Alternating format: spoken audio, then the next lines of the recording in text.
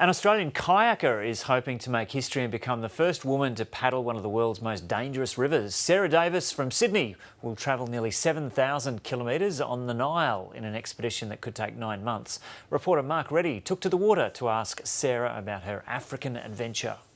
Sarah, why on earth have you decided to do this? Well, I got to a point where I had a job that I really loved. I was in financial services. I loved where I was working, but for me there was still something missing there, a kind of need for more fulfillment. And around about that time I saw a couple of documentaries and coverage of people who'd done firsts, including one woman who paddled down the Amazon. And it's like, that's what I want to do. I want to do a first, and I wanted to do something related to kayaking because I love my paddling. So did some research, and that's where I came up with this idea to paddle down the Nile.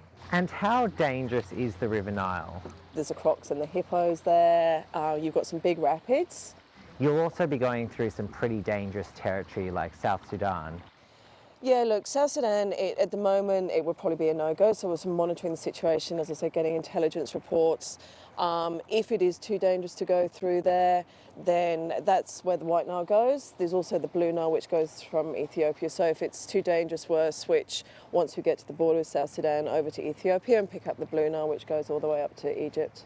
Will you have a support team on the way? I'll be the only one doing the whole thing, but there'll be people with me doing the rafting, guides there, and then through the kayaking. I have local paddlers with me, having security where needed, so I'm getting intelligence reports to sort of know where's safe and where we might need a bit of extra help. And what are you doing to train for this? I'm actually focusing on, I've got the World's Ocean Ski Championships coming up in Hong Kong in November, so really using that as my focus for the paddling, and that will see me through.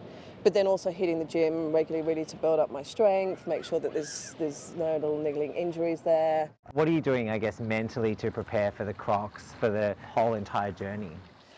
Look, for me, a lot of it comes back to the risk management, and that's what I've done for years and years and years in work, is to sort of know what could go wrong, how to prepare for if things do happen, you know, how to manage the situation. That just sort of gives confidence. So, you know, it's not that there won't be any surprises, because there's always going to be stuff that comes up on something like this, but really try to minimise the surprises that come up and be as prepared as possible with the right equipment, people with me. You're also raising money for a good cause, Sarah. I'm raising money for Care Australia, and I chose them. You know, they're a great humanitarian aid organisation. But they put women and girls at the centre of all their initiatives, and that's why I chose them. And they really do focus on long-term sustainable solutions. And do you have a message for anyone else thinking about doing something so left of field like you are?